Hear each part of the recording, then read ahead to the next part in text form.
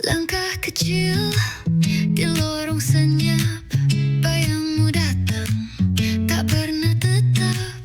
Suara bisik jadi cerita, mengalir pelan di antara luka.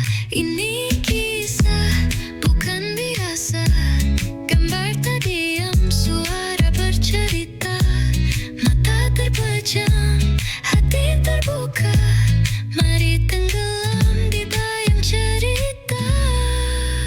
CV di layar sunyi, kisah abadi.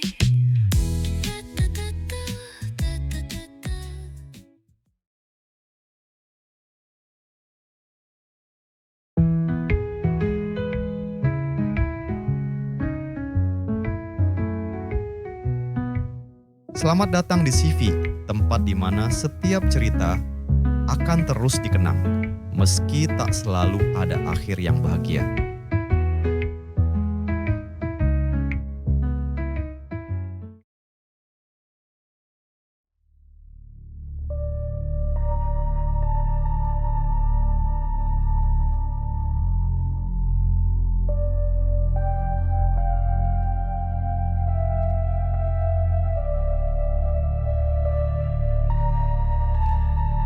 Namaku Arya. Waktu itu aku sedang kejar-kejaran dengan deadline skripsi. Tabunganku menipis dan aku butuh tempat tinggal yang murah. Akhirnya aku menemukan sebuah kos tua di kawasan kota lama. Saat pertama kali bertemu pemilik kos, seorang ibu tua dengan wajah ramah namun tatapan kosong. Dia hanya bilang satu hal.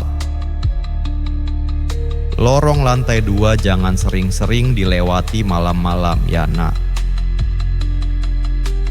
Aku cuma mengangguk waktu itu. Aku pikir mungkin cuman omongan orang tua biasa.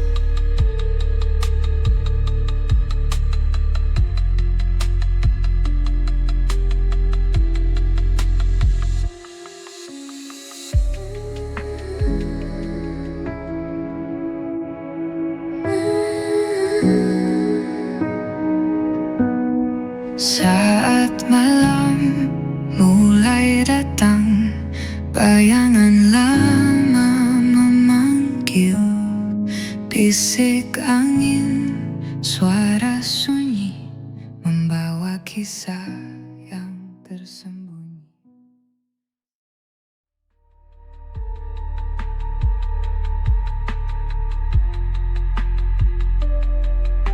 Malam-malam pertamaku berjalan normal. Aku mengetik skripsi, sesekali minum kopi saset. Ditemani suara jangkrik di luar jendela. Sampai suatu malam, sekitar jam 1 pagi, aku mendengar suara langkah kaki.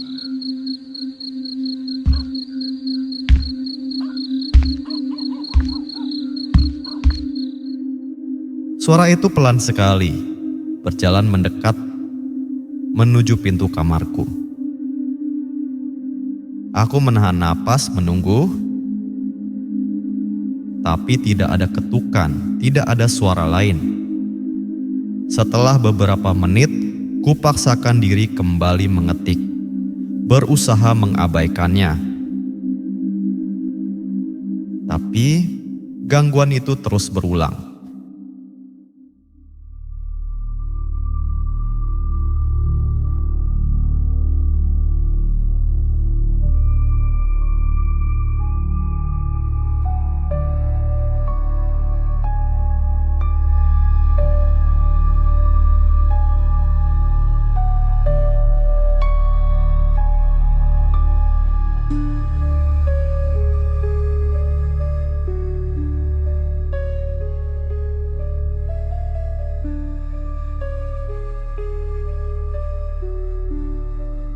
Beberapa malam berikutnya aku mendengar ketukan. Bukan dari pintu, tapi dari dalam lemari.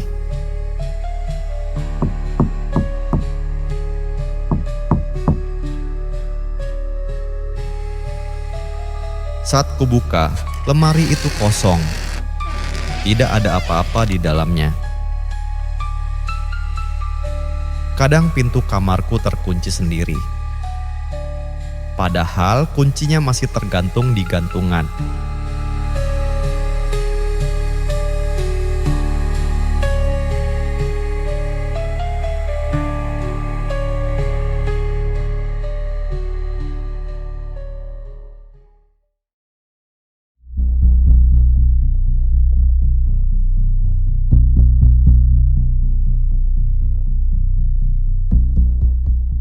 Lalu aku mulai bermimpi. Dalam mimpiku, aku berjalan di lorong lantai 2. Lampu-lampu redup. Hawa dingin menusuk kulitku. Di ujung lorong, aku melihat sebuah pintu setengah terbuka. Tanpa nomor, hanya celah gelap yang menganga. Aku melangkah mendekat.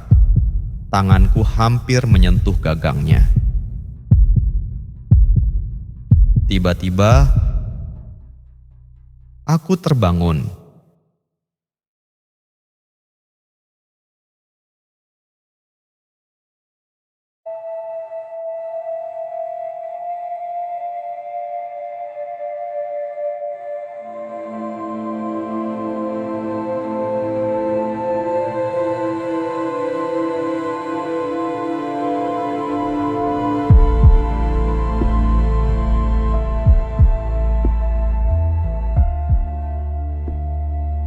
Pagi itu, karena penasaran, aku mencari ujung lorong lantai 2. Tidak ada pintu, hanya tembok polos. Tapi permukaannya aneh, seperti bekas pintu yang ditutup dengan tergesa-gesa. Aku mencoba melupakan semua itu, berusaha fokus ke skripsi.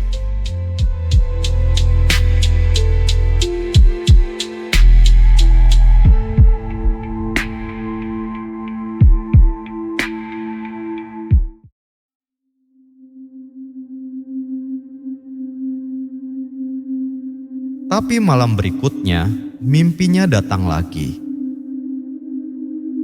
Kali ini, pintunya terbuka lebih lebar. Dari kegelapan di dalam kamar itu, sepasang mata pucat menatapku. Dan ada suara berbisik pelan. Masuklah, cepat.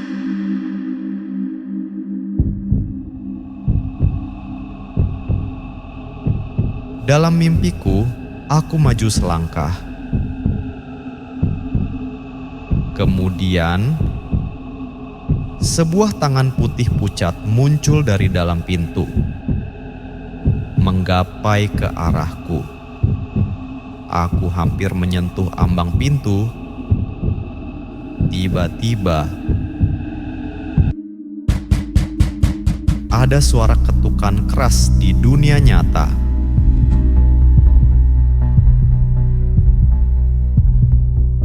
Aku terbangun. Jantungku berdegup kencang. Saat itu juga, aku melihat pintu kamarku perlahan terbuka sendiri. Dari celah pintu itu, terdengar bisikan samar. Kenapa belum datang?